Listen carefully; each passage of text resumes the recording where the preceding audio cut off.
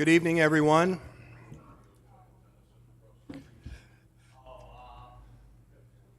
Good evening. This is a meeting of the Zoning Board of Appeals. We're going to start tonight by saying the pledge to the flag. Please stand and join me.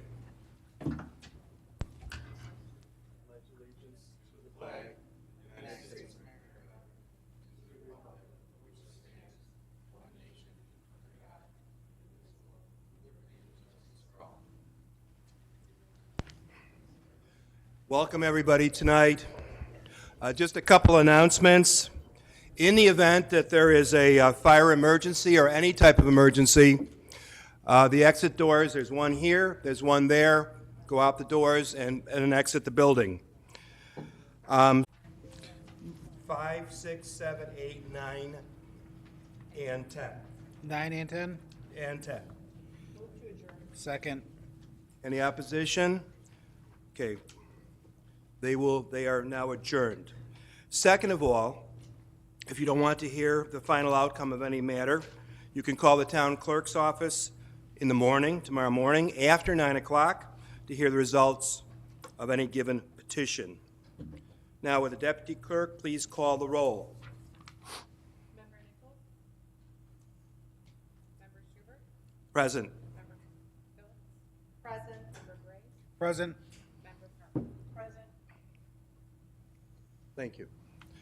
In addition to the board, present are Dan Ulatowski on my left, Assistant Planning Director and Zoning Enforcement Officer, and Nora Robshaw, our Deputy Town Attorney. First thing on the agenda, I'd like to have a motion to approve the minutes of the meeting held on November 14th. Moved. Second. Any opposition? Approved 4-0. Now, if you're coming up to speak, please talk directly into the microphone. Sign in on the sheet at the podium with your name, address, and then state your name and address for the record. And also, please silence your phones. The first item on the agenda tonight is 16 Nicole Court. Is the petitioner here?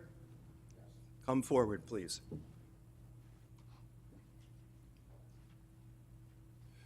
Okay, that's the end. If I may, You may.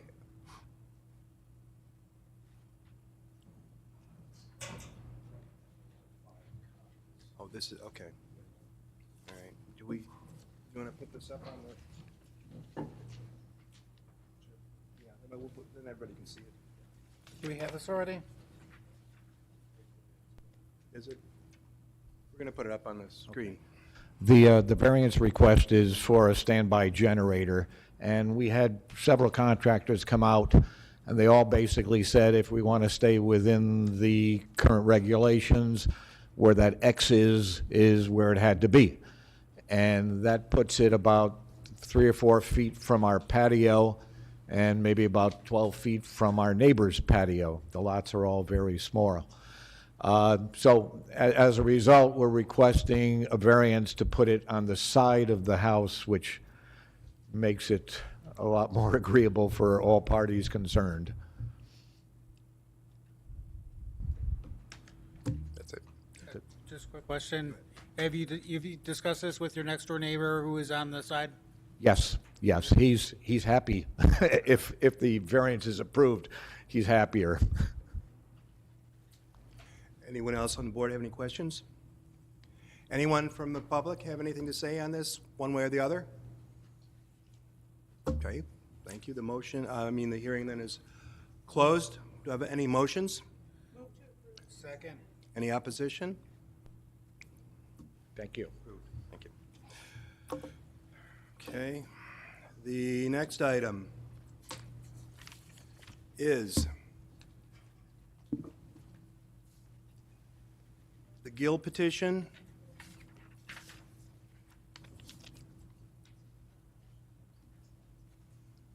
Again, simply sign your name, address.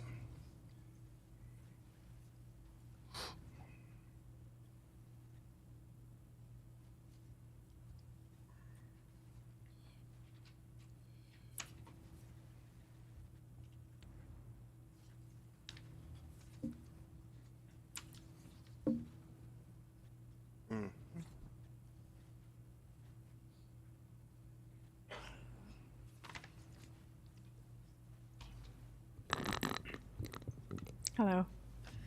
I'm here because we'd like to build Hold another. the microphone down a little bit. Okay. Yeah, great, thank you. I'm here because we want to build another garage to an existing garage. So I think we need more. Oh, okay, the measurements are 12 by 20, right? Yeah.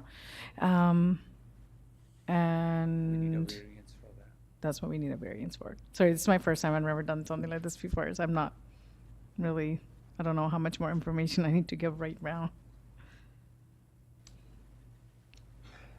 Go ahead.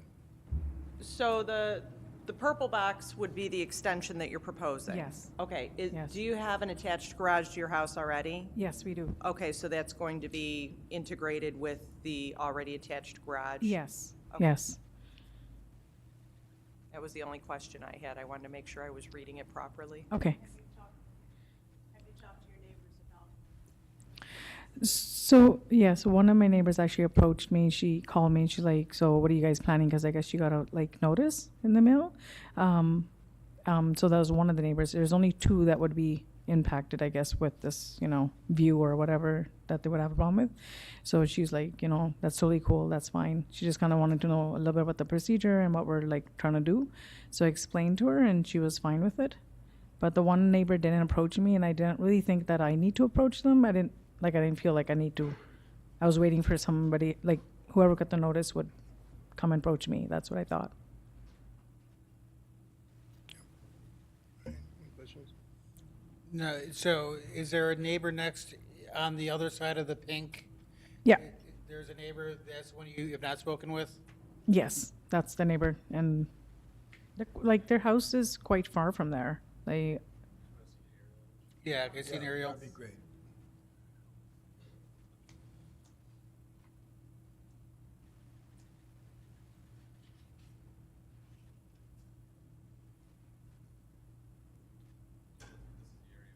yes, yes. Okay.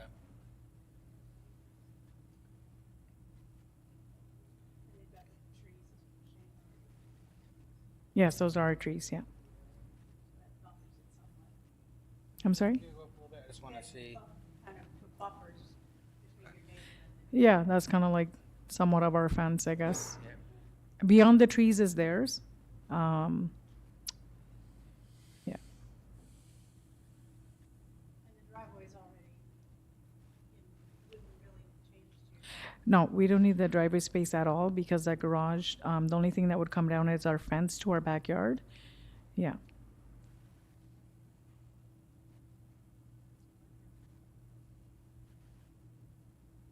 I'm okay. Any other questions? All right, is there anyone from the audience that'd like to say something on the petition? No? Thank you. The hearing is closed. Do I have a motion? Motion to approve? Second. Any opposition? Okay, Do we approved. need to go over the, Should we? Do we?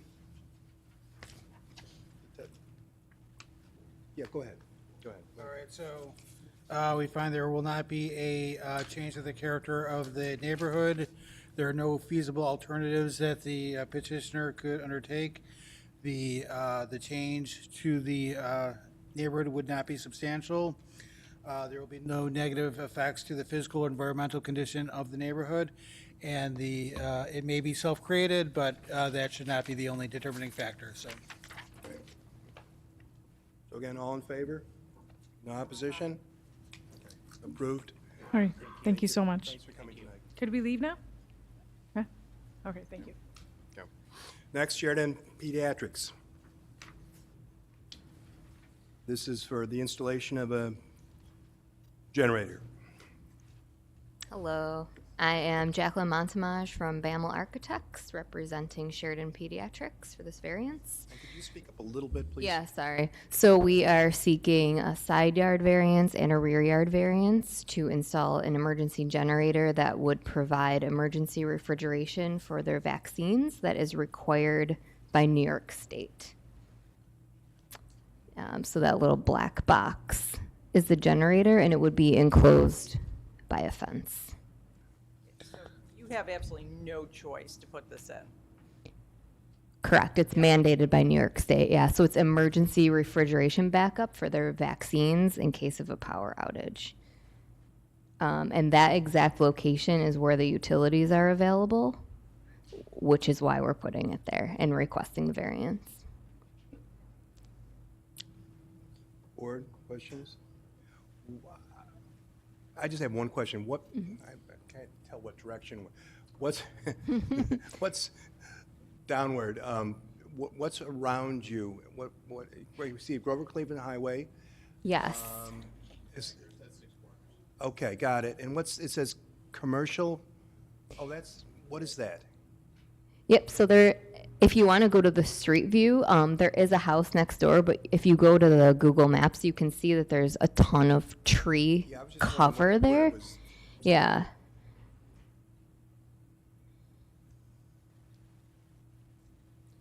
Okay, Yeah, so I'm right really where- familiar with the area, but I just was wondering. Exactly. Got it, okay. Yep. Thank you. Thanks a lot. Do I have a motion?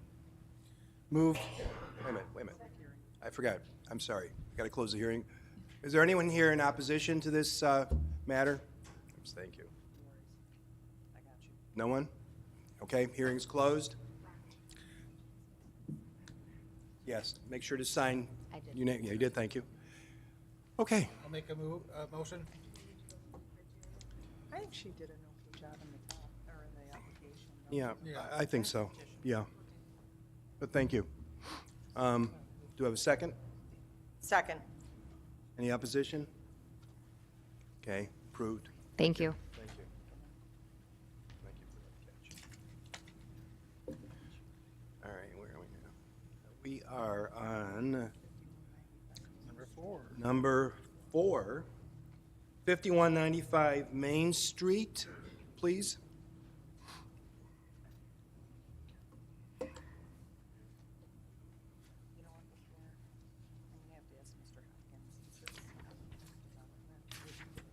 You saw the, there's this.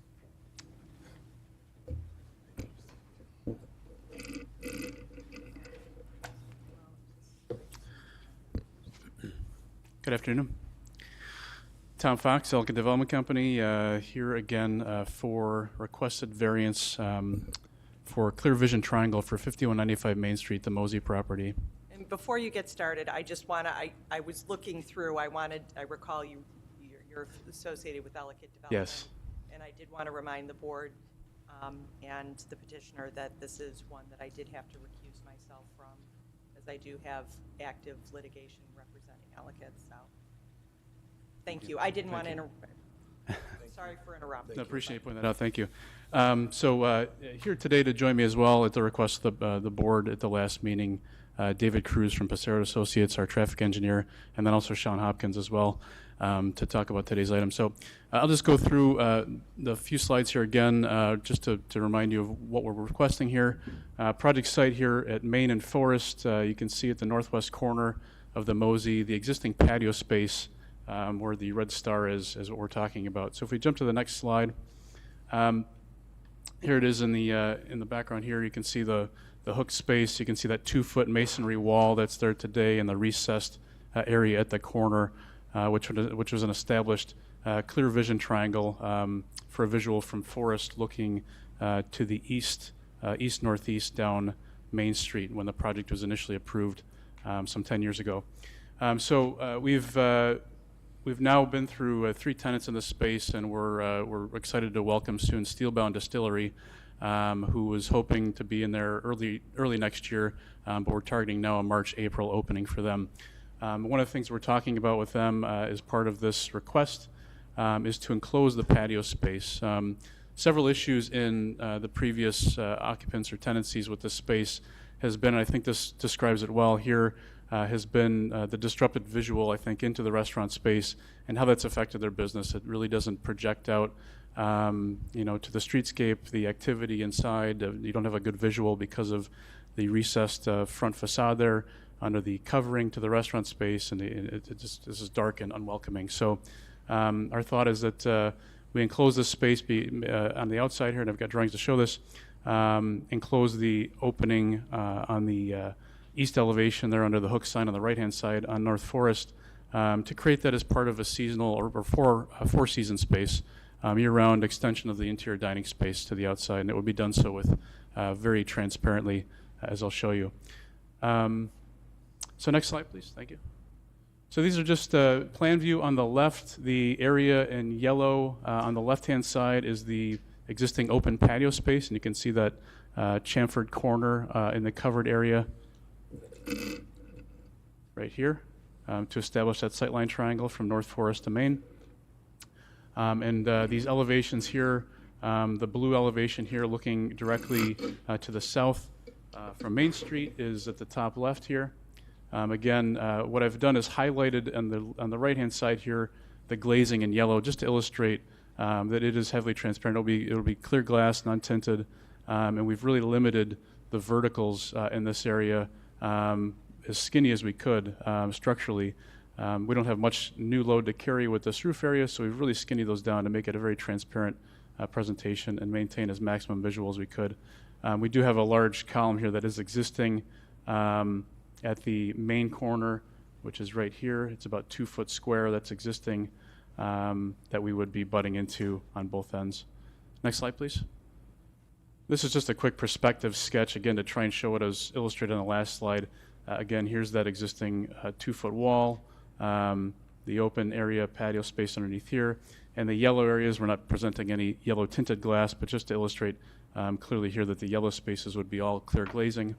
And then the darker areas here would be the vertical structure, and then the new signboard here at the top over the patio space.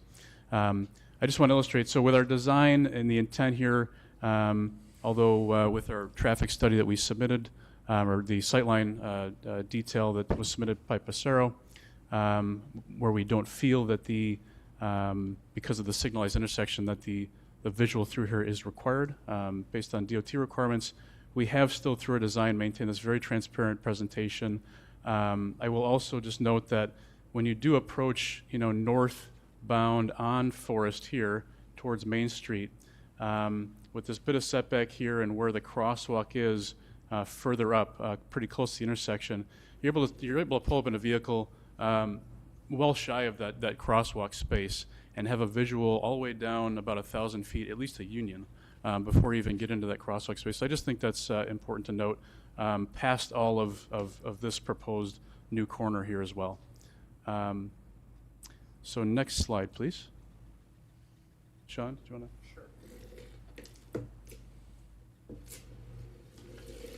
So obviously, as is the case with any request for an area variance, this is governed by the balancing test and the 5 criteria set forth in New York State Town Law, Section 267B3B. We think if you look at those criteria and look at the nature of this request, that does provide ample justification for the requested area variances. In one area variance, and the one point I want to highlight again is that we're actually enclosing space that's already there today, meaning the wall is there. I actually go through this intersection thousands of times, at least in my lifetime. It's very close to where I live.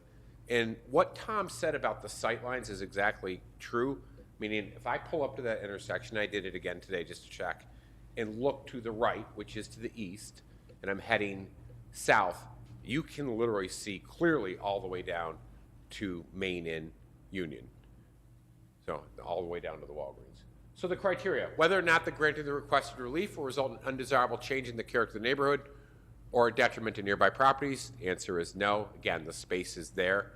Whether the benefits we're seeking can be achieved in some other method other than the requested relief, no.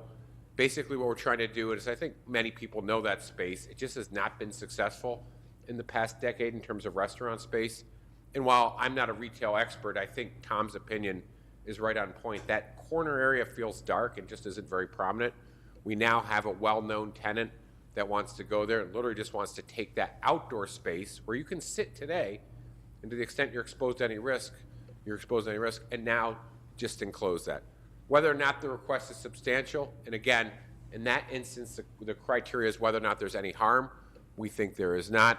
Whether they're granting the requested relief will have an adverse impact on the physical or environmental conditions in the neighborhood. No, exactly, it's an existing condition. And then finally, is the alleged hardship self-created? In that instance, I think we would say yes. We're well familiar with the code requirements, and obviously we're here seeking a variance. I do want to note, and it was Mr. Bray who brought it up at the previous meeting, asking that Dave Cruz be here. We did receive a memorandum today from Traffic Safety expressing a concern, and the concern was as follows. What happens in the instance, and Tom, can you go back to the site plan? The concern was as follows. What happens in the instance of a power outage or some type of other emergency? I appreciate that Tom was kind enough to give us that memorandum. Thankfully, Dave Cruz, our traffic engineer who's here this evening, actually has the data on these various intersections on Main Street because they've done so many traffic studies. And we took a look at that, and ultimately this particular signal, the intersection of Main, South Forest, and North Forest, has the built-in technology that if there's an emergency, it turns into four-way flashing red, which is really cool. It does that. And then, of course, if all power goes down, including the signal, which I can't ever remember that happening here. I do remember it happening at the intersection of North Forest and Sheridan. It's governed by New York State law. Everyone is required to stop. It's a four-way intersection. But so the fact that it does turn into a four-way flashing signal is helpful. We also asked Dave to reach out to the New York State Department of Transportation. He did that. Specifically, he spoke to Kevin Hebert. This project does not require any permit from the DOT. They took a look at Dave's detailed analysis, and they indicated they have no objection to the request. We thought that was an important item to check off our list. So with that being said, I'm going to turn it over to Dave so he can give a quick synopsis, especially given that Mr. Bray asked for that. And then once he's done, if there's any additional questions, Tom, myself, or Dave would welcome the opportunity to address them. But we do think, again, now we've provided ample justification. I think one of the things that was missing at the last meeting was, what will this really look like? And if you see the elevations that Tom has presented, it will look good with the building. It will look seamless. I also look to see if I pull up to that intersection today with the wall there, with the corner entrance to the building, can I look through there and does it help my sight line? And the answer is it doesn't. You're seeing kind of an angle and looking down Main Street across, I would say similar to, thank you. Right, so if you pull up there today and try and actually look through that area that's enclosed but open, thank you.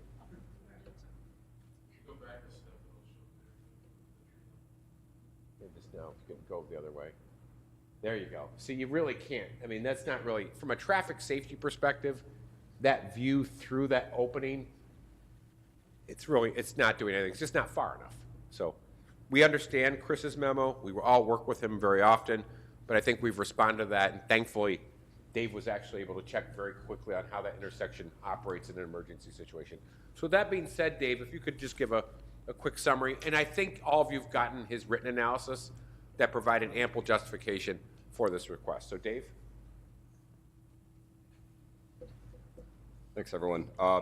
Yes, as Sean mentioned, and he summarized our findings very well, the methodology that we took at looking at this intersection and the particular sightline evaluation was done by looking at the New York State DOT Highway Design Manual. We also referred to the AASHTO Green Book, which is essentially the guidance that all traffic engineers and planners look at while planning. And in those two resources, as well as FHWA, we did see that generally at all signalized intersections, that sight distance is not as a factor as compared to an unsignalized intersection where you do have free flow movements along the main line, and those along the side roads need to find adequate gaps as well as adequate distance, sight distance, to be able to make their movements into and out of that side road. Ultimately, as Sean mentioned, the methodology here was agreed upon by not only the ATSB, but the New York State DOT in coming to our findings. While we do certainly recognize that there may be some influence by the fenestration here, the actual view is still well maintained. You're at a signal with controlled movements, and as it was mentioned and answering the ATSB memo here, the signal does flash all red. indicating that people need to come to a complete stop on all approaches during an emergency situation. And then in a power outage situation, it's New York State vehicle and traffic law that everyone must come to a stop as they enter intersection like this. If there's any detailed questions, I'd be happy to answer them. Otherwise, I turn it back over to my partners here. So what are the factors that you consider in this analysis? Is there any special consideration given the density of the street versus a typical highway? Density and how? Traffic volume, you mean? Traffic volume, yeah. When it comes to a traffic signal, all movements are controlled. You certainly, a traffic signal is put in because of certain factors.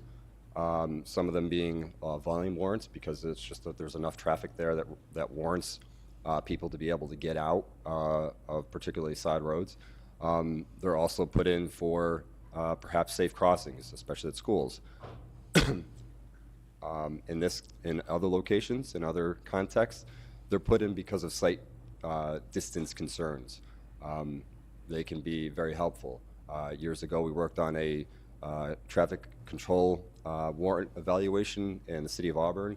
The intersections were they were currently signed as always stops, and they were wondering if they could remove that.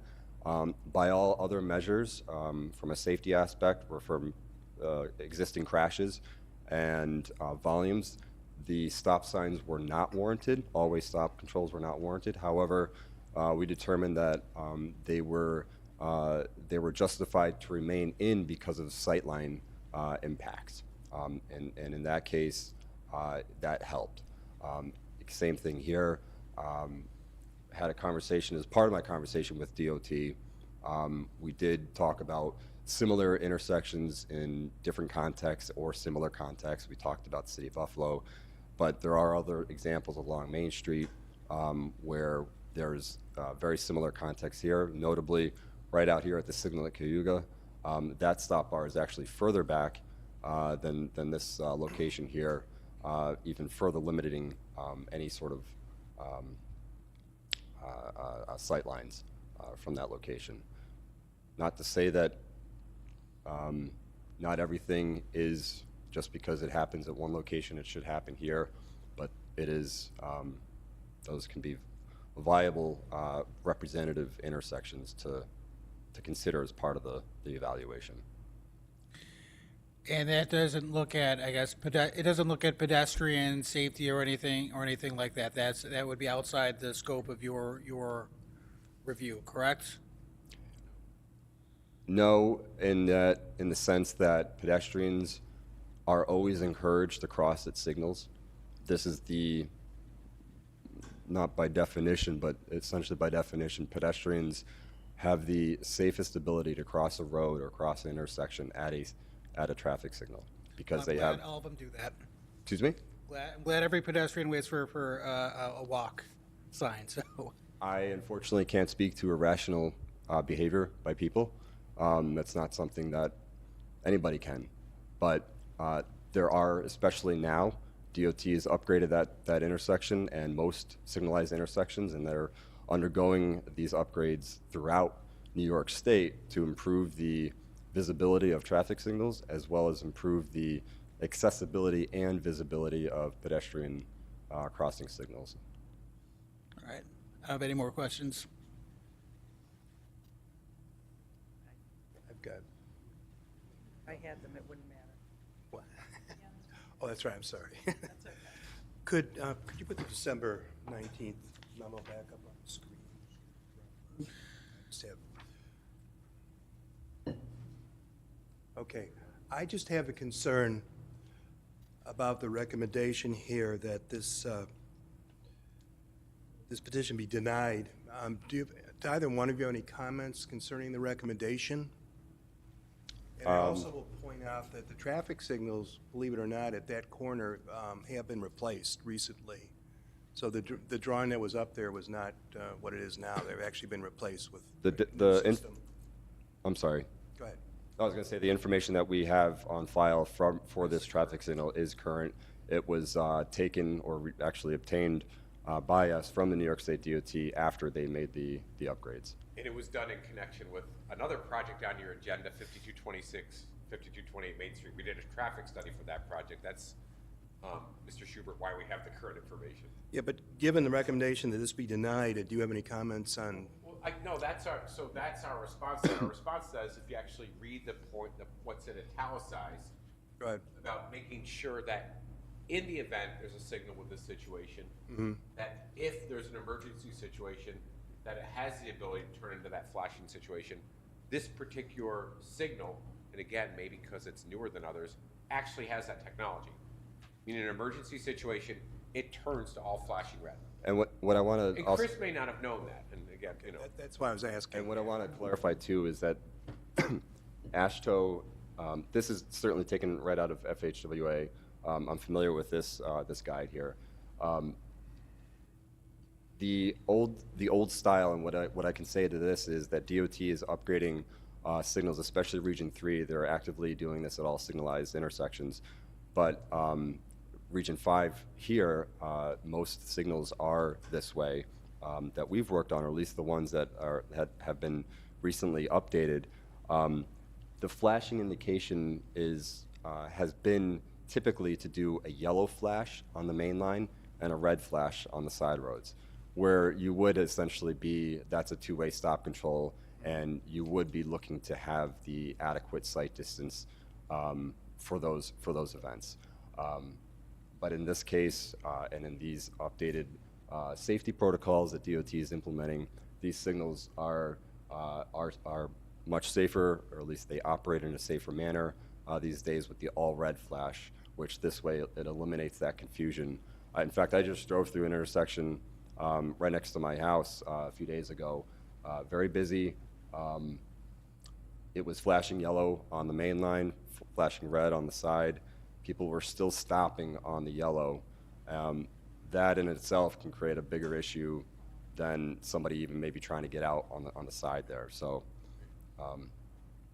so our response to that and their recommendation, our response is that the signal is programmed to accommodate those emergency events. Thank you for the clarification. And the other thing I want to ask, so if we take, or just make one more point. So if we take a step back and think about this whole clear vision triangle requirement, it's now been in the code for, I believe, at least 15 to 18 years. It serves two purposes. Number one, traffic safety.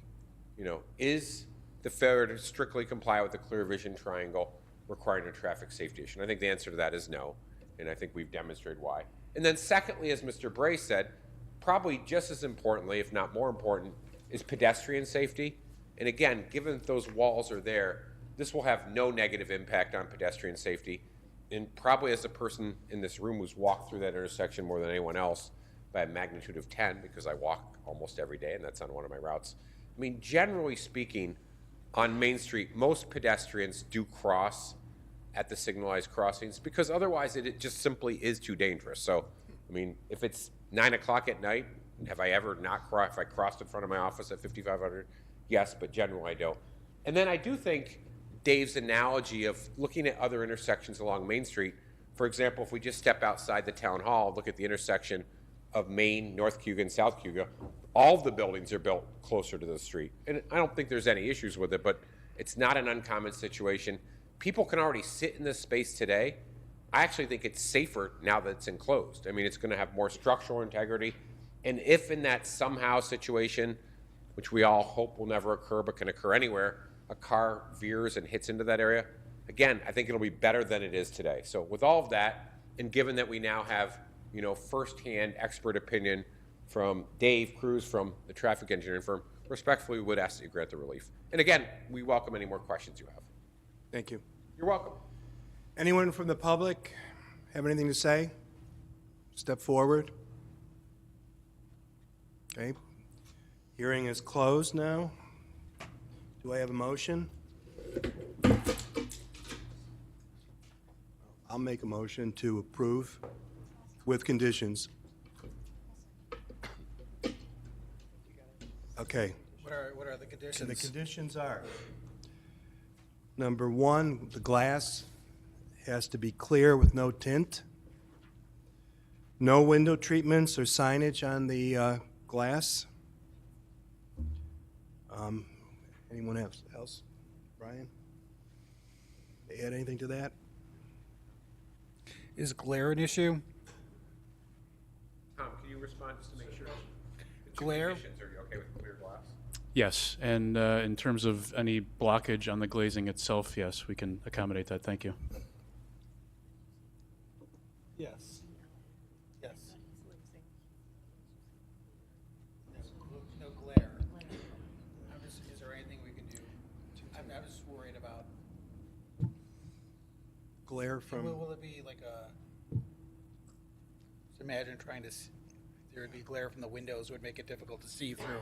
yes, yeah. I think they're concerned if it's tint-free, is there going to be glare from the glazing that would be used? Or Sure, what potentially. would the technology be for that? Yeah, we can talk with the window manufacturer, I guess, and see if there's potential films maybe that could be added on the outside face to reduce glare, unless the glazing itself can be produced with lower glare, but something we can look at as well, right? You will have, primarily the Main Street elevation shouldn't suffer from glare, but it's really probably just the forest elevation and later in the day with, setting sun. So I guess then the question is, are you thinking maybe that at least would be a condition that we recommend that we consider that? I think we'd be okay with that, right, Tom? Yeah, we can, yeah, absolutely. But I think, again, is that limited to the west elevation, I would think, because of, Yeah, the east, I don't think Yeah. the east matters. The east is, No. no, the east wouldn't matter. Mr. Chairman, if I could just offer a recommendation to the zoning board. Mr. Hopkins offered that there was a verbal communication from Passero Associates and New York State DOT with an affirmation that they did not find this to be objectionable. If we can get a follow-up in writing from DOT to support the record, I think that would be helpful for this board. I just want to confirm Dave asked for that, and they said they would not provide that. Only because it doesn't require their review and doesn't require a permit. I mean, if you want an email for the record from Dave summarizing this conversation, I think you could do that, right, Dave? Or an affidavit from Okay. Mr. Cruzy as to the contents of his conversation. That would be okay. We're okay with that, right, Dave? Yep. We have that for the condition? Because I think I lost part of it. The condition would be, I'm just it doesn't have to be a condition, I'm just suggesting that it would be helpful to have a written, that's some record Thank you. of the conversation with DOT that they allege happened. And it could be in the form of a letter, right? Okay. okay. And no blocking from the, condition on no blocking on from the interior of the window, so no, for instance, like a Christmas tree that would block the transparency. Good point. Yeah, you might want to say no obstructions. No obstructions. Thank you. So right now, we've got clear glass, as conditions, no obstructions, let's start with that one first. No obstructions, clear glass, no tint, but we're talking about making sure we don't have that reflection.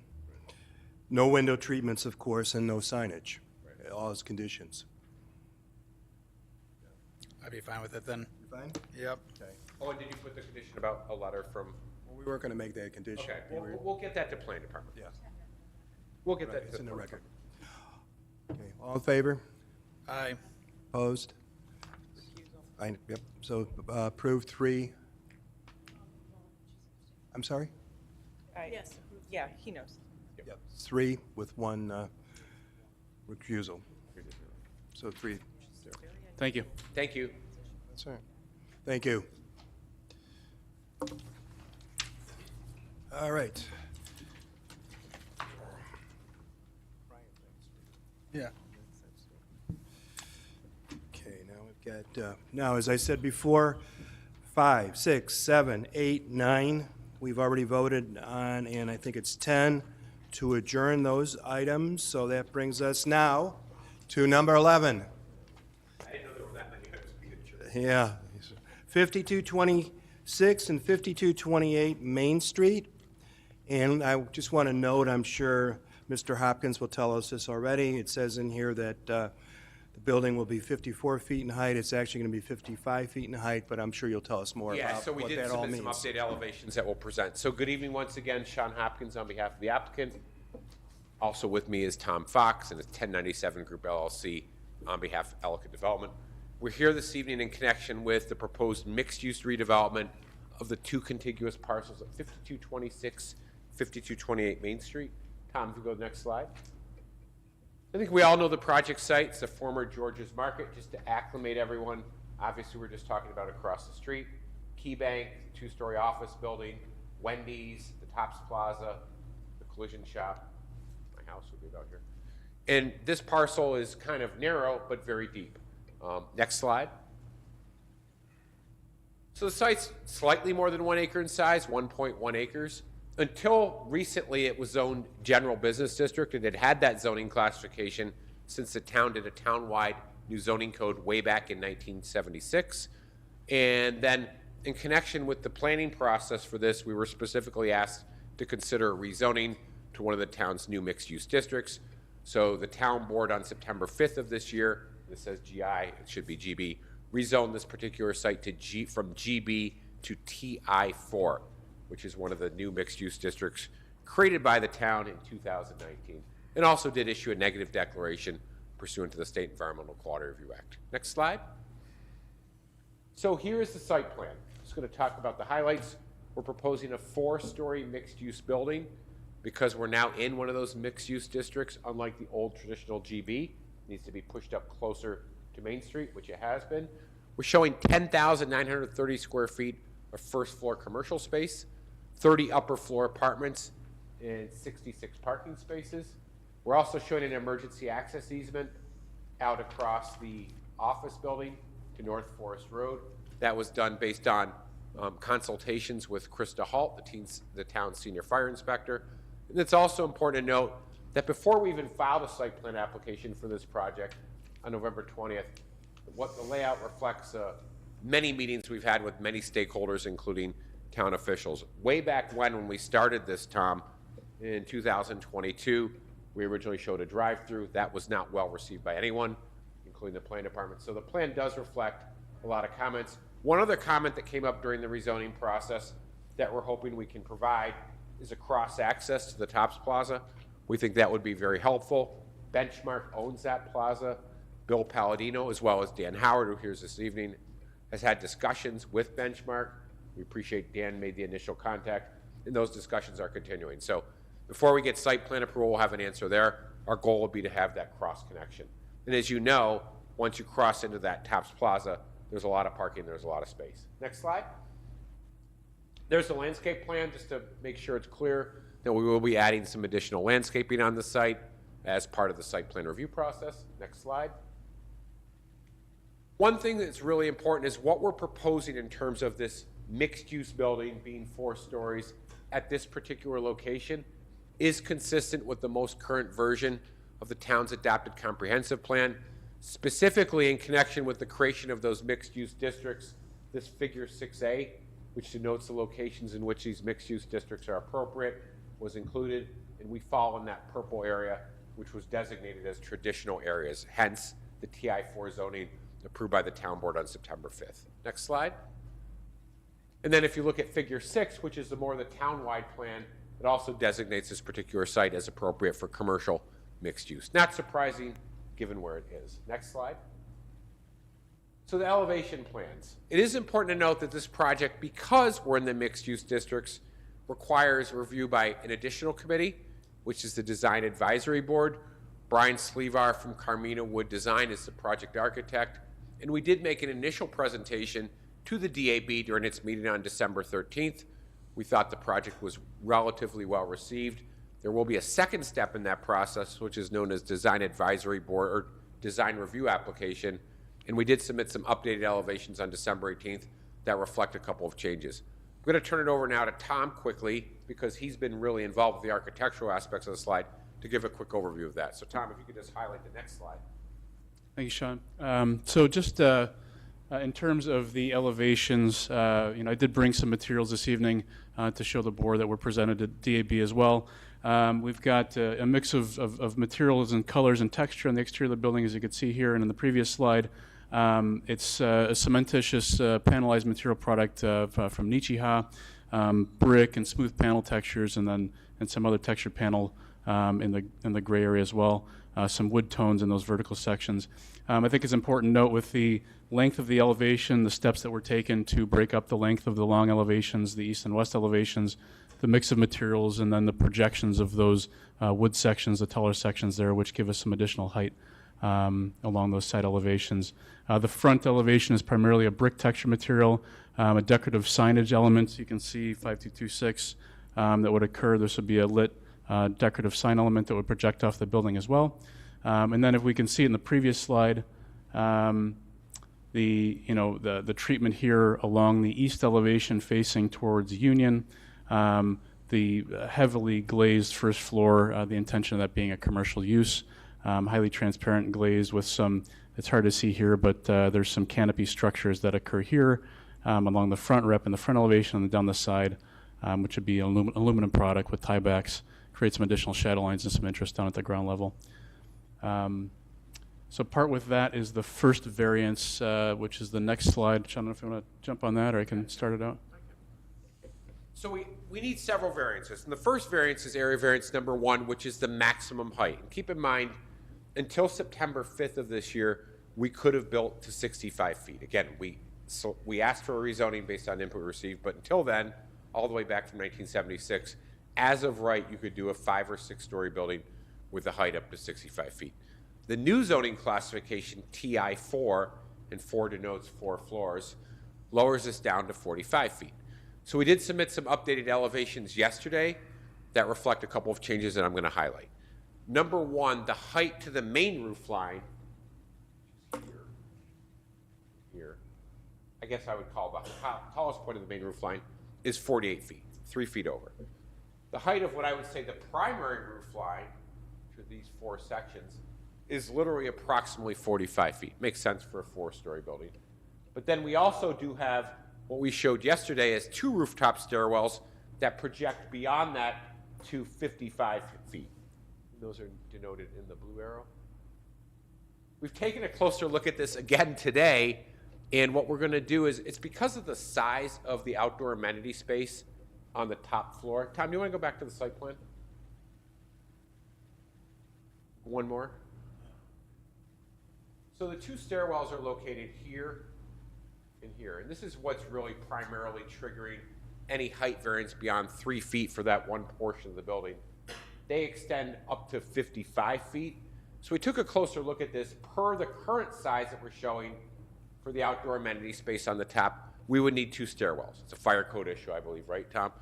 But what we're going to do is we're actually going to take that outdoor amenity space, reduce the size of it a little bit, and eliminate this stairwell. We think this is a stairwell that if any of them would be visible from Main Street, we're going to get rid of it. We're only going to have 1 in the back. So we'll literally now only have 1 projection located at the very back, which would be the northwest corner of the building, that would extend beyond 48 feet in height.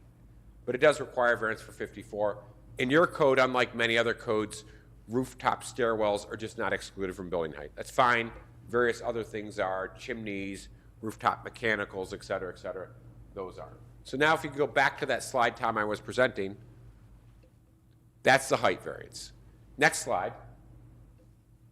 Area variance number 2 pertains to the percentage of the Main Street frontage that the building will occupy. The zoning code would require 75%, and we're at 40.8% based on general frontage. I think we're okay there. Obviously, we need to have a driveway onto Main Street. Having a driveway onto Main Street, we can't accommodate that percentage.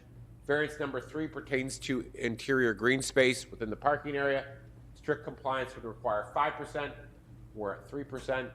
Area variance number 4, similar but different, pertains to number 1, dimensions of parking spaces. This particular row is 18 feet of the 19 feet. We want to make sure there's safety here in terms of the adjacent property. And then also in terms of 1 landscaped island every 15 spaces. We have a row here. more than 15 spaces without a landscaped island. And then we have one particular island that does not comply strictly with the requirements in terms of the dimensions. We just ran out of space, and again, the fire safety inspector wanted that emergency access. The dimensions of that are a width of 7.06 feet versus the required width of 8 feet. So a very minor deviation. Next slide. Two additional area variances that we need is the width of the ground floor amenity space, which is 10 feet versus 15 feet required. And again, our emphasis is on the rooftop patio space. That does not qualify as outdoor amenity space under the code because it needs to be accessible to the public. Obviously, that will be the residential tenants. And then in terms of actually providing amenity space, definitely required by the mixed-use design standards, but it is important to note, and again, I live in this area, there are many nearby public parks. One of the key benefits of this site is its walkability and the fact that if you want to go to the park right here or South Long, I mean, there's nearby parks within 2 minutes. And then finally, oh, this is one that was overlap. I already mentioned this. In terms of the dimensions of this row of parking spaces, 18 feet versus 19 feet. Mainly, we want to leave a little area for safety behind that building. Next slide. This is governed by the balancing test and the 5 criteria set forth in New York State Town Law, Section 267B3B, which requires you to balance the benefits that will be received by the applicant on the one hand and weigh those against any resulting detriments to the health, safety, and welfare of the surrounding neighborhood or community. We think there is ample justification for these variances. Most of them are relatively minor in nature. And again, if you look at what we could have done prior to September 5th compared to what we're doing, adding in the fact that the DAB has to review the architecture, we think there is ample justification. The first criteria is whether or not the granting of the requested relief result in an undesirable change to the character of the neighborhood or a detriment to nearby properties. We think the answer to that is no. It is important to note, again, that this will be a mixed-use project. It will not have any impacts on residential properties. And I think if you look at the character of that area, this will be an enhancement, not only compared to what's on the site today, but to that entire area. Whether or not the benefits we're seeking can be achieved by some other method other than the requested relief, we think the answer to that is no. And again, it is important to note, this is not the end of the review process. We still need final DAB approval and DAB recommendation. We also will require site plan approval from the planning board. And as you know, the planning board looks at all the technical aspects of the particular project. Criteria number 3 is whether or not the granting of the requested relief is substantial. The key being whether it will result in harm. We think the answer to that is no. Criteria number 4, whether the proposed variances will have an adverse effect or impact on the physical or environmental conditions in the neighborhood. As I've indicated, the town board did previously complete an environmental review pursuant to seeker and issued a negative declaration, and we will comply with all technical standards in terms of lighting, et cetera, et cetera. And then finally, whether or not the alleged difficulty was self-created. We have knowledge of the TI-4 zoning. We asked for the TI-4 zoning based on input received. So I think that probably criteria weighs against us. We think in summary, there's ample justification. And I want to emphasize again, coming back to variance number 1, we've actually brought the height of the main roof line down considerably. We're eliminating one of the elevator projections or the rooftop projections, leaving only the one in the back corner. So we'd ask that you consider all those modifications and grant the requested relief. And then again, if there's any questions, either myself or Tom Fox would welcome the opportunity to address them. Thank you. Can I start off and ask, Tom, could you put the aerial back on that shows the surrounding properties? No, it was actually, it showed Wendy's, it showed the bank, and it showed, maybe that was it. Maybe that was. Yeah, that's it. Was that it? Okay. You know, initially, I'll be honest, this thing just looked too big for the site, but I guess I lost sight of the fact that we've got, was it Amherst Collision next door? It is, I think I think Wendy's is first, and then Amherst So Collision. Wendy's and then Amherst Collision on this little triangular parcel And then where we've it's got a plaza in the back. right. Then you have a plaza back. And then you've cut down the height Right. in the front. The only thing I'm asking, why do we have this enormous number sign or whatever the heck that is on the front? We're not stuck on that, to be honest, right, Tom? That's just a detail we show. I mean, it would be nice maybe somewhere else, but Yeah, I don't think we're not stuck on that feature at all. I mean, it would be nice somewhere else, but I mean, and how high is this in relation to the Mosey across the street? So the Mosey, I believe, extends all the way to 65 feet. Okay. And I think it actually has, because I think under the old code, I think there's projections that go beyond that. I think the main roof line is 65 feet. I'd let the planning department verify, but I believe that's the case. I think that's a fairly accurate statement. The other cool thing about comparing this to the Mosey, and again, that was a decade ago, the town's come a long way. A lot of the materials on that building are not permitted under the current mixed-use district, meaning the ephes, siding, vinyl's generally not allowed. And while it's tough to see on a colored architectural plan, and Tom brought the samples, they are actually very nice materials, including brick. We think the building will ultimately look good. The other thing that the elevations always don't suggest well is the transparency. It looks like it's mirrored glass. It isn't. Board members, questions? Did you look into losing a parking space or two in order to meet the green space requirements? We did eliminate one parking space. I think we're down to 65 under the current plan based on input from Chris Schragle. Can you go back to the site plan? He wanted, originally we didn't have these parking spaces all aligned. They're now aligned. So we did that by reducing the amount of restaurant space on the first floor. Restaurant space actually requires more intensive parking requirement than traditional commercial. And if you want to suggest that we take a look at that, we can. I'm a little bit hesitant to reduce parking. And then, of course, in the grand scheme of things, big picture, and we can't make any assurances about this, but again, there are ongoing discussions between Benchmark and Ellicott. If we could ever get some kind of easement for overflow parking in that retail plaza, that would be awesome, because that parking is never used. Could you go over, I believe it's variance number 3 regarding the ground floor amenity space? Yeah, do you know where that is, Tom? I'm going to let Tom do that. I'm sorry, the question? Go over the specifics Yeah. Of which one? The Variance number 3. variance number Ground 3? floor amenity space.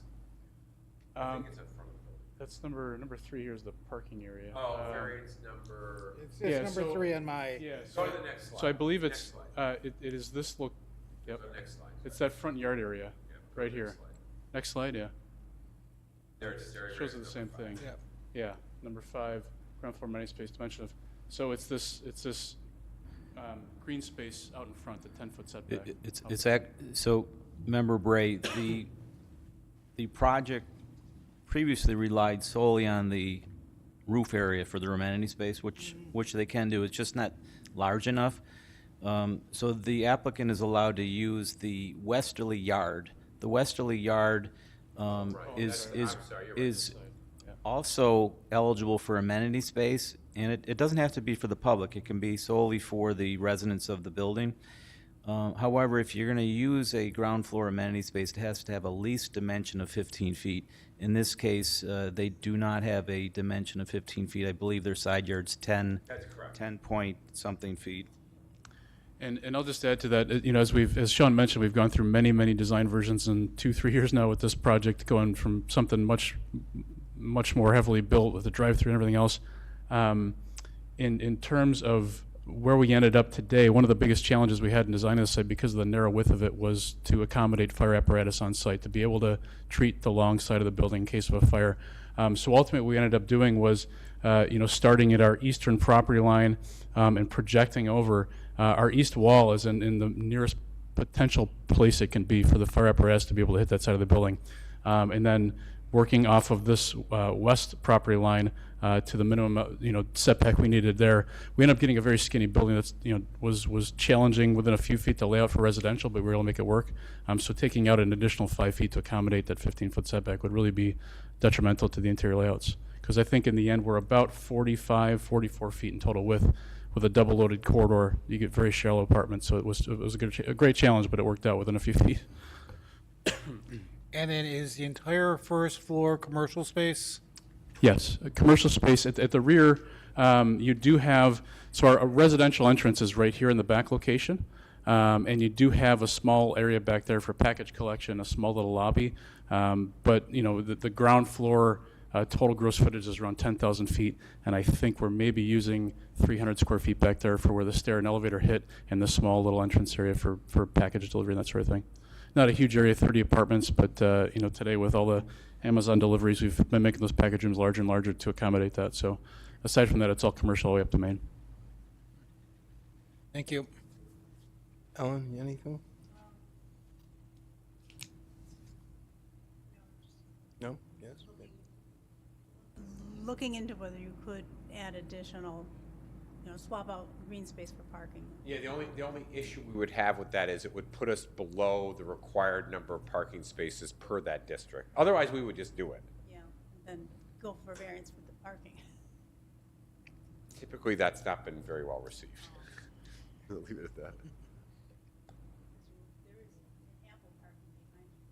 Right, but we would have to have the legal right to do so. And again, we're going to have those discussions, but I can't make any assurances about, some of the board members know. We have to, we'd have to secure that legal right. And we'd love to, because again, that parking it literally is not used, I don't think, ever. Board members, any questions? Nothing. Anyone from the public like to speak on this matter? No? The hearing is closed. I think we first have to vote on the negative deck. You have a motion? Motion for that. Second. All in favor? Aye. Opposed? Okay. Recuse. Exactly. Thank you. I'd like to make a motion to approve, but the only comment I have, and it's subject to the board members, is that the numbers, those big numbers on the front, I can't visualize how large they are and how it's going to really look. It looks like they were put there to maybe break up the monotony of the front, but I'm just not sure that they fit. Okay. So, it's up to the board here, but I'm going to make a motion to approve subject to removal of those Are you okay with that? numbers. Yeah, we're okay with that. We can find a different solution for that. I mean, you don't want there to be the projection sign like that. Right. Okay, we can have signage, but not that. Yeah, Okay, if it could just be denoted removal of the projection sign shown on the elevation, That would be my motion. or whatever language Dan thinks Right. is clear. And then my motion is to approve all 6. Is there a second? I'll second that. I'm a little confused on the height. You're now most. Yeah, can we go back, Tom, to the second of the color renderings? Does that affect what variance we're? Right, so what we did is, so in terms of height, you could just zoom, right, so to the projection, rooftop projection, which now there's only one, instead of 2, it's 54 feet. To this, there's 2 main roof lines. So this main roof line, it's 48 feet, whereas the zoning code says maximum of 45 feet. And then what I say is actually the primary main roof line occupies the biggest area. That is more or less 45 feet. So it didn't change except that you're removing ones too. Right, well, yeah, except we got updated elevations yesterday from the architect that brought that height of the main roof lines down. We thought that was actually more important than the elevator, the stairwell projections. And we're gonna get rid of one of the stairwell projections. The only one that may be visually, The one in the front is. the one in the front, yep. Yeah, the rear, but that's. Right, but if now it's only that tiny, tiny portion of the building that goes up to 55 feet. For the record, Member Parker, Thomas, could you go to the draft resolution? The draft resolution does have to be amended, which is shown here. 54 feet has been changed to 55 feet based on late information provided. And again, the plan department only got those updated plans yesterday, so we appreciate they took a quick look at them. So we have to make a motion to amend it, correct? And then we do conditions after that and then approval? I think we're. I'll defer to Mr. Yurkowski, but I think the resolution you're voting on is this one, I believe. Yeah. It is. That's correct. Okay. Except, my only comment was removal of the signage, I think the you numbers. put a condition removal of the projection sign on the front of the building. And we had a Yes. second, I guess. Yep, I second. Okay. All in favor? Aye. And recusal, so it's approved. Thank you.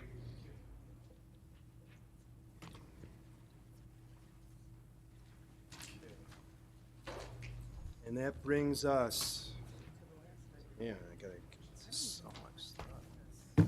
Number 12. Just give me a minute here. 6812, 6814, and 6832 Main Street. Please tell me it's not an Ellicott. No, it's not. Please tell me it's not an Ellicott.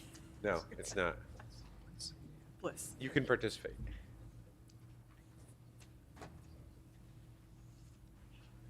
AP Bliss. Who is this? That's Bliss. This is Bliss. That's, yeah. All right, we got the. Yep. All right. Good evening once again. Sean Hopkins on behalf of the applicant, 6812 Main Street LLC, care of Paul Bliss. Mr. Bliss is here with me as well as his son, Michael Bliss, who works for the company. We're here this evening in connection with what we believe is an exciting redevelopment of 5 parcels located at 6812, 6814, and 6832 Main Street. Parcels. And then 2 parcels directly to the north at 29 and 37 Tennyson. It is important to note that this overall project site has 2 different zoning classifications. The parcels with the Main Street address are zoned GB, General Business District, and then the 2 residential properties at 29 and 37 are zoned MFR 5, which is the zoning classification on Tennyson Terrace. It is important to note that allows apartments, but the principal use on Tennyson is single-family homes and 2-family homes. This particular assemblage is 2.2 acres in size. In terms of acclimating everyone with the surrounding vicinity, it's Mr. Bliss's 2 mixed-use buildings located at 6770, 6790 Main Street that were subject to 2 separate review processes.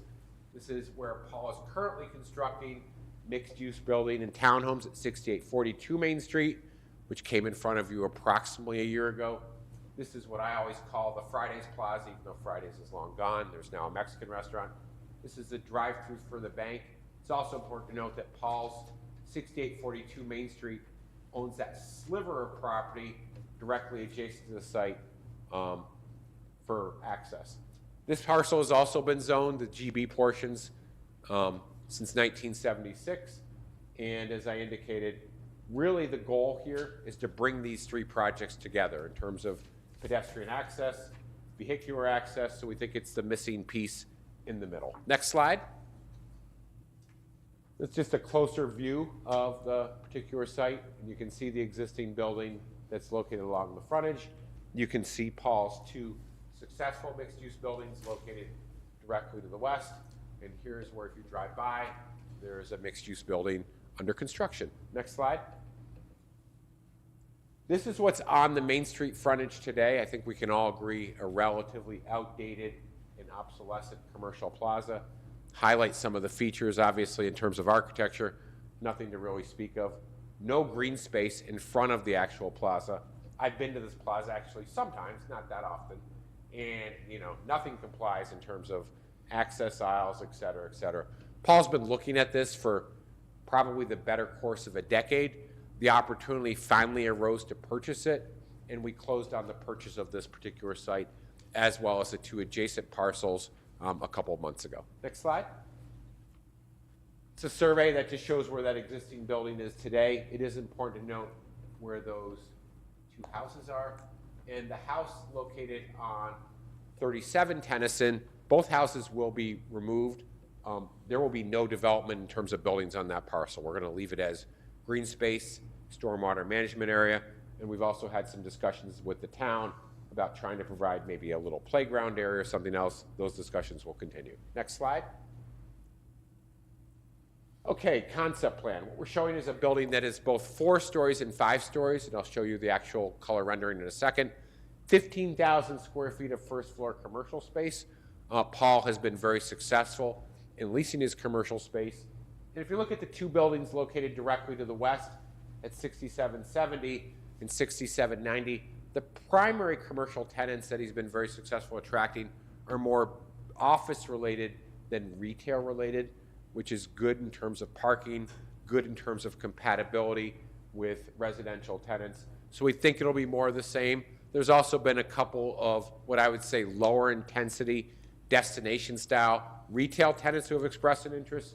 So we're confident that given this location and given Paul's track record, he will be able to find suitable first floor commercial tenants. We are showing driveway connections to Tennyson, same locations on the opposite side of the street. As the planning department is where DOT is generally now in strong disfavor of additional curb cuts onto Main Street. We don't want a curb cut onto Main Street. We think this is a much better approach. It's been used successfully across the street. We're showing 117 parking spaces. That includes 12 garage spaces located here. As I indicated, 37 Tennyson, which Paul purchased separately and recently, will be green space. We're going to use that as a buffer area in recognition of the fact we do have a residential neighborhood to the north. That residential neighborhood has been very good to deal with over the course of the past 5 or 6 years when we've been working on these projects. We're also going to show a vehicular connection. This is a parcel at 6842 and 6846 Main Street. Again, Paul owns this sliver of frontage, which will interconnect these two parcels. And then this project will require site plan approval. We have not started that process. Once we receive the variances, if we receive them, then we'll authorize the engineering firm, Carmina Wood Design, to proceed with the fully engineered plans and hope to go in front of the planning board. It's important to note we're early in the process. In terms of when would this project begin, it would probably be another 1.5 years. There are some existing tenants that have leases there, but once we have the approvals, we know this project can move forward. Next slide. There's the rendering of the building.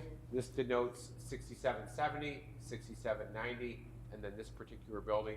Again, a portion which will be 5 stories as permitted by the code, and a portion of which will be 4 stories. We're going to try and be seamless in terms of the architecture. It may not match exactly the other 2 buildings, but of the same high quality, vertical and horizontal relief, nice large balconies. I think if you look at these buildings, I think one of the reasons that makes them so attractive is Paul has, I think, bigger balconies than anyone else and much more usable balconies. So we think this project will be very well received in terms of both commercial tenants and residential tenants. It's important to note that Paul's 2 buildings at 6770, 6790 Main Street both have lengthy waiting lists for the residential apartments. And that's not surprising given the location and the many nearby amenities. Next slide. It's just a view looking the other way. This would be 6770, 7090, and then the proposed building looking back towards transit. Next slide. And then just one final rendering. And again, in terms of transparency, a little bit hard to denote, but the building will look nice. Next slide. So I'm going to walk through the variances. And a lot of these variances pertain to the fact that it's Zone GB, and I think that's all okay because we're going to accomplish, I believe, what the town wants in terms of its planning objectives. Where I've denoted 1, those are setback variances that are required along Main Street in Tennyson. The requirement is 30 feet along Main Street. 30 feet required along Main Street. We're showing 20 here, which extends out to 34.7 here. And then along Tennyson, what's required from the property line, but not from the pavement, is 20 feet, and we're at 10 feet. Area variance number 2, which applies to our own property, is the setback. Oh no, area variance number 2 is the front yard building setback from the center line of Main Street. Your code requires 115 feet, and we're at 69.4 feet. We did get these 2 variances for the mixed-use projects directly to the west. Area variance number 3 is the side yard setback to the east, which is here. And again, this is a portion of 6842 that Paul owns. It runs back to the mixed-use project. The zoning code requires 5 feet, and we're at 2.4 feet from our own property. Next slide. Area variance number 4 is the driveway connections to Tennyson pursuant to section 763A of the zoning code, which kind of contradicts DOT policy. You can't have access onto non-residential streets when there's access to a higher street classification. Main Street happens to be a higher street classification, so that does technically require a variance. Area variance number 5 pertains to a separate matter which you cannot vote on this evening, which is a request for a restricted use permit for parking on the portions of the site that are zoned MFR 5. The zoning code says the maximum percentage is 25%, and that parking, including the garages, constitutes 53% of our parking. And then area variance number 6, the setback of the mixed-use building as measured from the northwest corner to the portion of the site zoned MFR 5. Under the relevant provision of the zoning code, section For D3, the required setback is 3 times the building height, which would be 50 feet times 3, which is 150 feet, and we're at 110 feet. It's important to note that, again, is measured from our internal zoning line, not from any adjacent property. If you take a look at what generally that applies to, we're actually 326 feet from the closest home on Tennyson, which would be north of 39 Tennyson. So we don't think that's a problem. Next slide. We're also asking for, and I'm just going to walk through very quickly because it's going to come back in front of you after the planning board issues a recommendation. We're asking for a recommendation or approval for a restricted use permit to allow parking on the MFR 5 zone parcel. That was also done in connection with the projects at 6770 and 6790 Main Street. And basically, I'm not going to walk through the criteria because you're going to look at it again. The criteria deal with whether or not it will cause traffic hazard issues, whether or not it will be objectionable to nearby residential properties. And again, we have this ample green space. The percentage of the traffic will operate, the percentage, or making sure that parking spaces are within 250 feet of your site. If off-site, they're obviously on-site.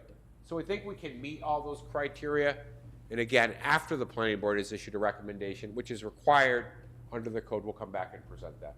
So Tom, if you want to skip ahead to the variance criteria. One more. Again, this is governed by the balancing test and the 5 criteria. We've specified in great detail in our application the ample justification. Requires you to balance the benefits that we receive by the applicant, weigh those against any resulting detriments to the health, safety, and welfare of the surrounding neighborhood. We think if you look at each of the criteria and look at the balancing test, there's ample justification for the following reasons. Number one, the mixed-use project will result in positive impacts to the character of the neighborhood without any detriments to nearby residential properties. Paul specifically purchased 39 Tennyson to provide green space, and he's done that. The entire width of that parcel will provide a more than adequate buffer. Criteria number 2, whether the benefits we're seeking can be achieved by some other method other than the requested area variances. The answer is no. We're trying to mimic the design pattern, the planning objectives for the other nearby successful mixed-use projects that Mr. Bliss has completed and that are under construction.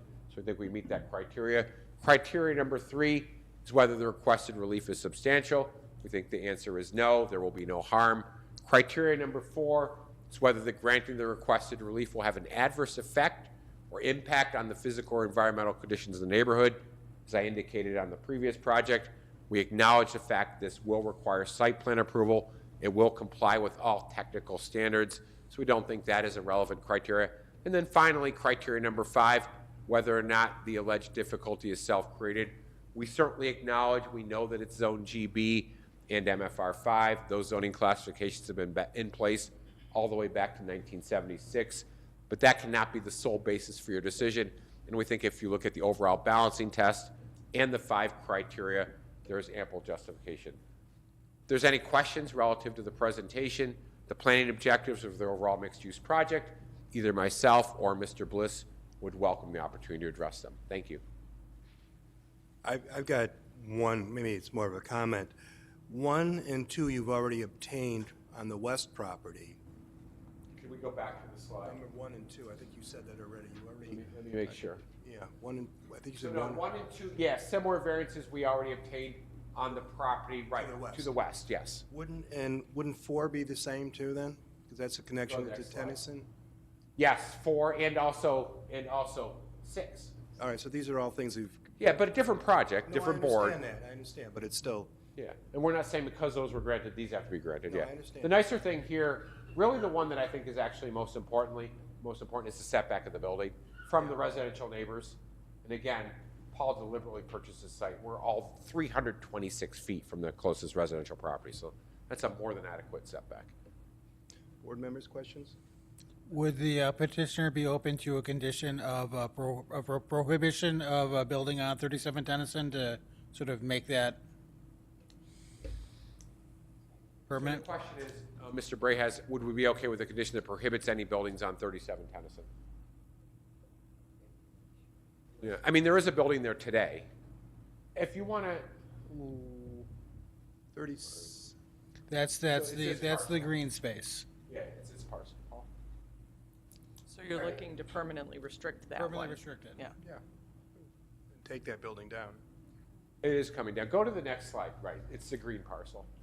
So the question is, Paul would be okay with the condition that there can't be a building there? How does that work if the parcel is ultimately transferred? So the parcels are all going to be merged together. I'll let Mr. Ulatowski answer, but he would say that would be in the form of a deed restriction, I believe.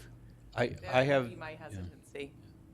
I have no objection to the proposed condition. I do want to correct for the record, I want to ask that the zoning board members look at the draft resolution and rely on the actual dimensions listed in the resolution and not what Mr. Hopkins has indicated in his presentation tonight. There are some inaccuracies. Could we put it up, Dan, just so we can make sure we're all on the same page?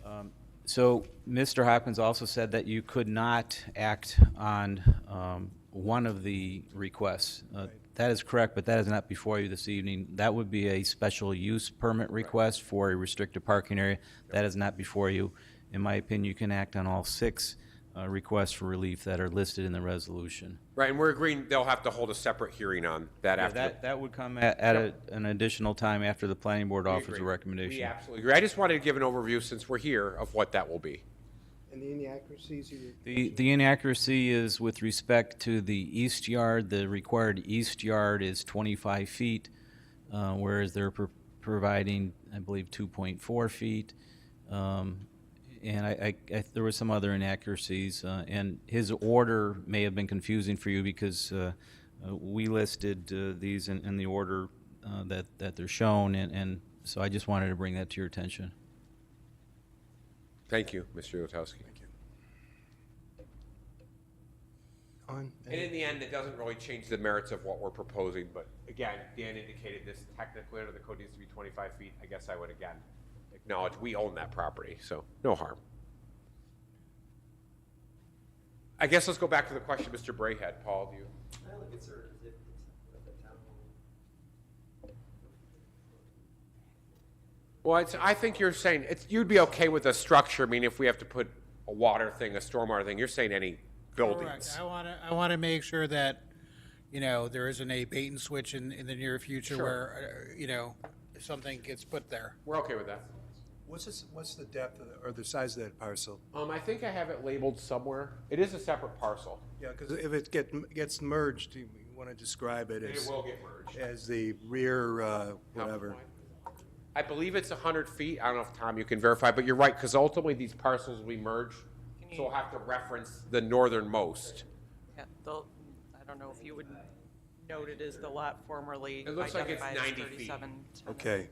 Yeah, and if you're gonna put that condition, you should reference the northern 90 feet. Northern 90 feet. And then what I would also say is that it be subject to a declaration of restrictions, Okay. be recorded at the Erie County Clerk's office. Once the content has been reviewed and approved by the town's zoning enforcement officer in the town attorney's office, and that a copy of the recorded declaration of restrictions be provided to both the town attorney's office and the planning department prior to final site plan approval. We'll have you restate that in a little while. I would have had all that. And again, I welcome Dan's input on that, but that's how we typically deal with that. That's good. That's good. No?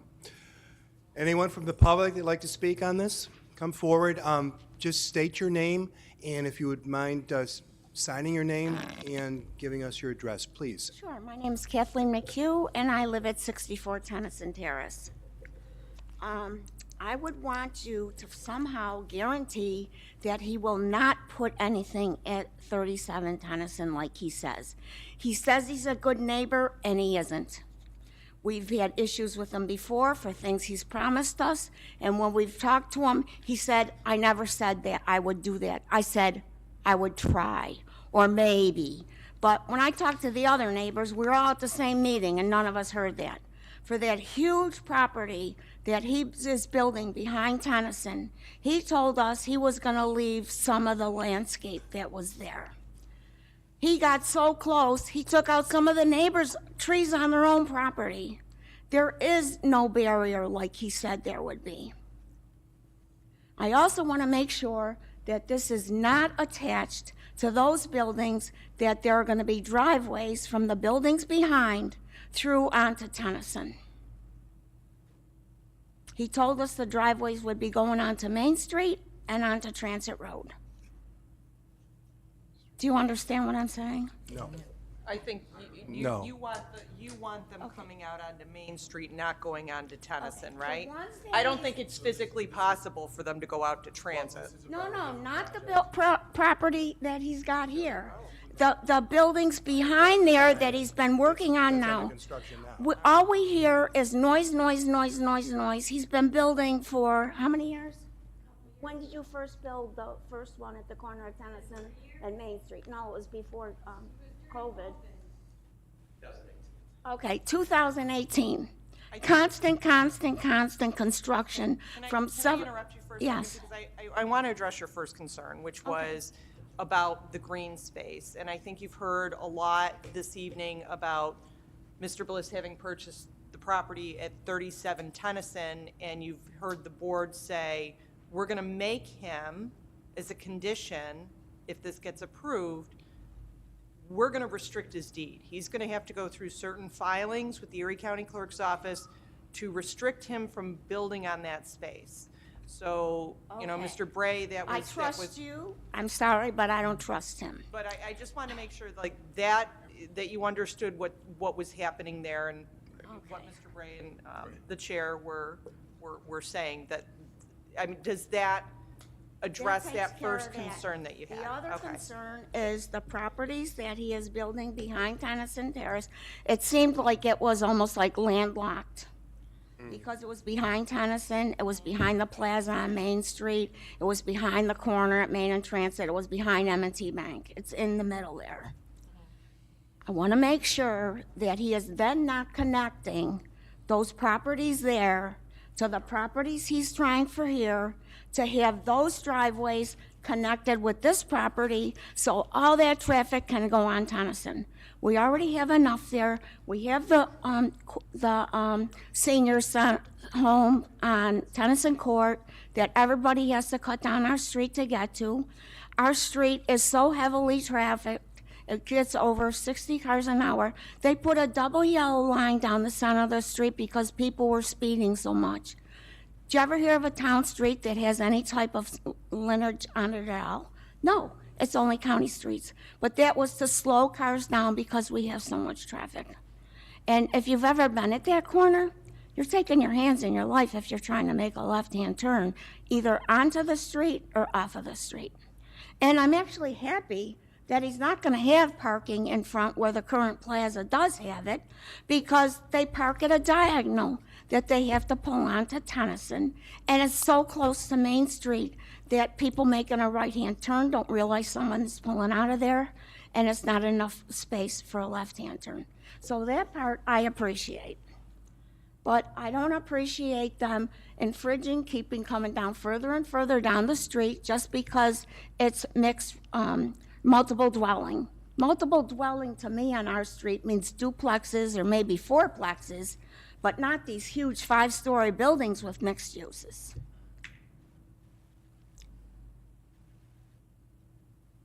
So now, just to kind of go back, so I understand, to the curb cutting out onto the street, you're worried that he's going to connect the properties on the, at least as we're looking at it, the right side of the screen, the right side of Tennyson, with the parcels over on the left side, or? Yes. Which we are showing a connection. I just wanna make See, he is connecting it, which he promised us he wouldn't do that.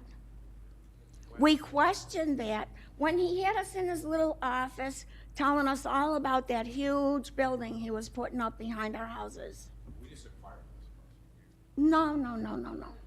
He said, we asked him where the driveways were going to be for what seemed to be landlocked property.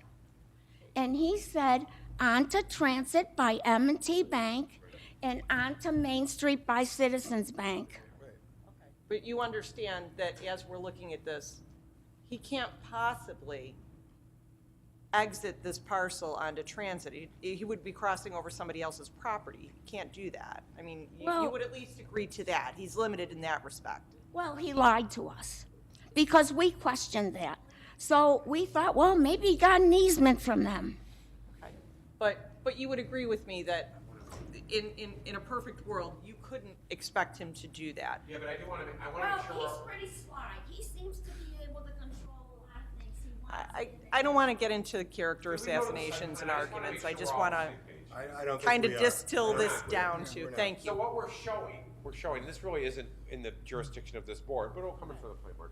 We are showing an internal driveway connection between this and 6842, which I want to make sure it's clear, would provide someone with the ability, I'm not sure why they would do it, because they're going to end up at the same place, to go all the way to transit across M&T, and then head, remember, because it's a median, only be able to head south. Right. And then, obviously, we already have the existing curb cut that was there for the bank, that little strip next to the bank.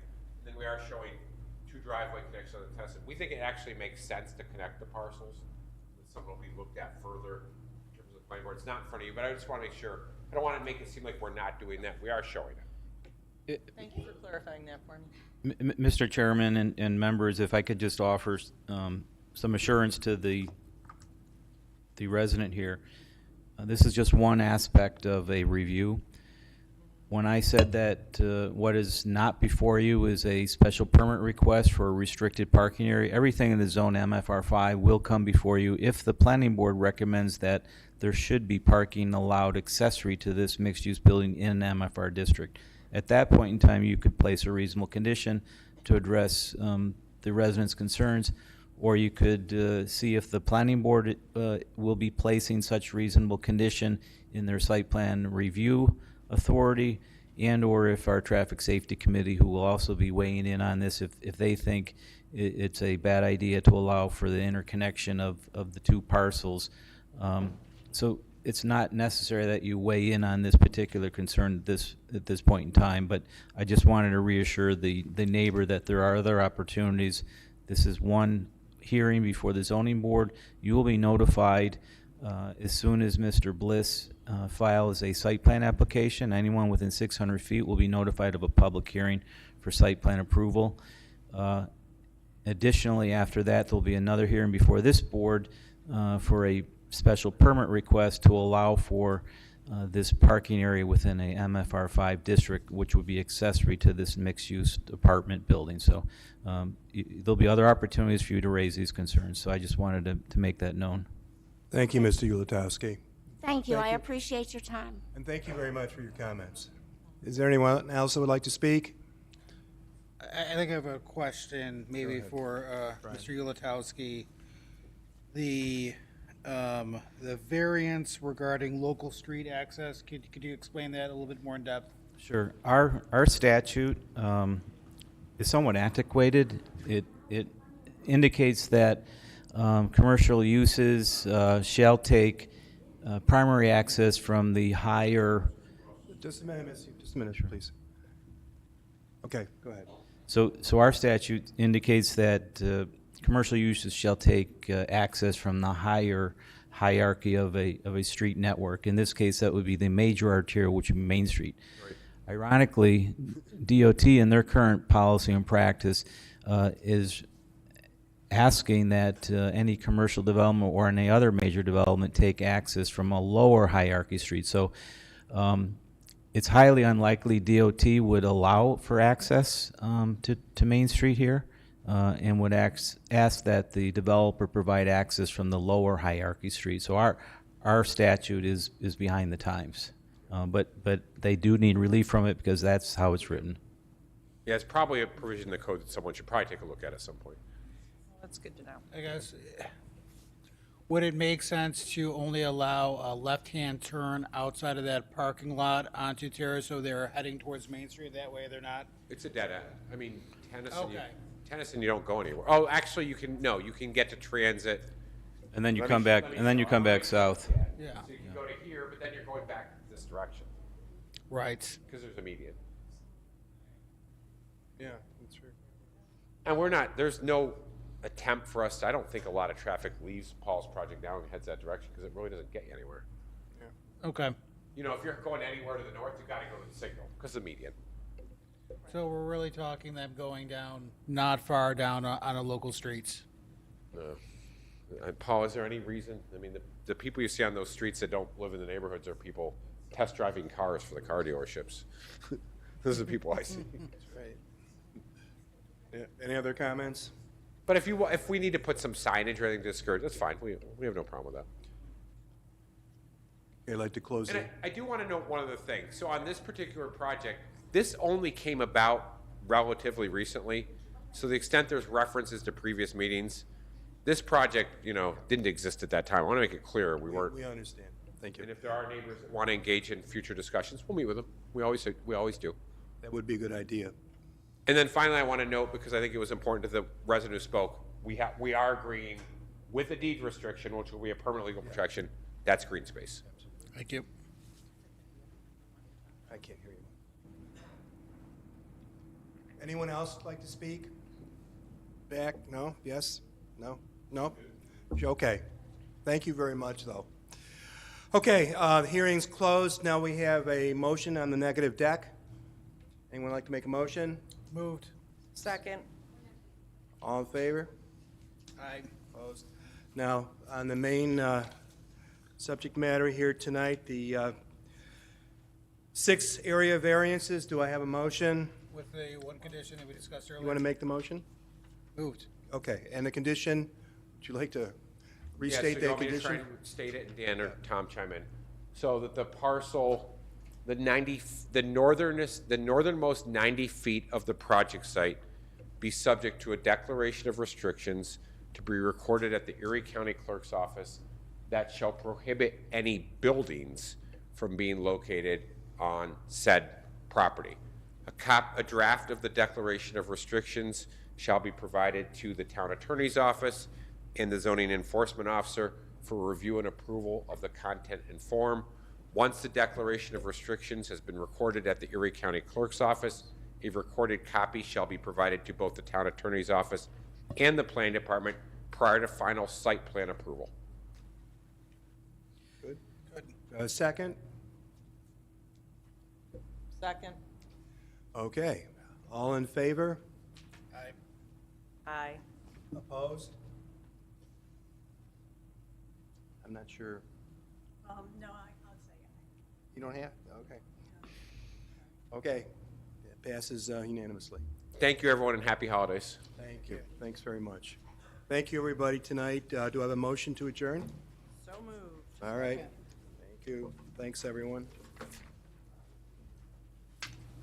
Oh, sorry. Came around on the